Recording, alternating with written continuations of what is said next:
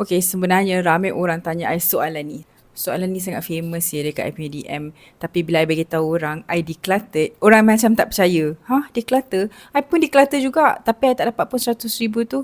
Okay, so let me tell you back to basic. Back to basic, everything is about mindset. Sebab I adalah KonMari consultant, so the basic of KonMari consultant is number one, you have to imagine what your life is like. I really decluttered. I tak buat benda lain pun sebenarnya.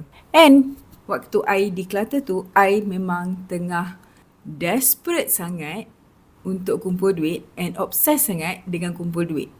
Because I memang tengah tak ada duit langsung. So, that was when it started. Okay, so sempena Ramadan yang mulia ini, jom kita declutter hati dan declutter rumah sekali. So, rumah kita boleh jadi suci bersih murni untuk kita beribadah 10 malam terakhir nanti. Jom! Sebab decluttering, mengemas dan kebersihan is also part of ibadah kan? So, here is my 5 step to get you started.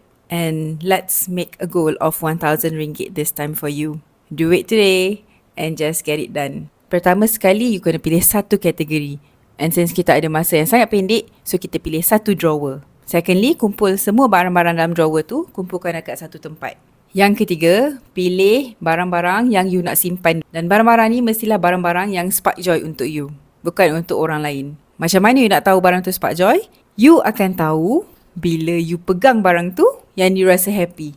That is spark joy. Then, lepas you dah pilih, you akan asingkan barang-barang yang you nak simpan. Item-item yang you nak simpan tu, you put it aside because you want to put back in your drawer. Yang lain-lain, yang tak spark joy tu, boleh just masuk dalam plastik and let it go. Dan barang-barang yang spark joy tadi, susun balik dalam laci you cantik-cantik. Tada! You dah ada satu laci baru yang kemas and spark joy. And I lupa nak pesan tadi, you mesti buat barang-barang tu untuk you punya sahaja. Laci tu mesti laci you, barang-barang dalam tu semua barang-barang you. Dan bukan barang-barang orang lain tau.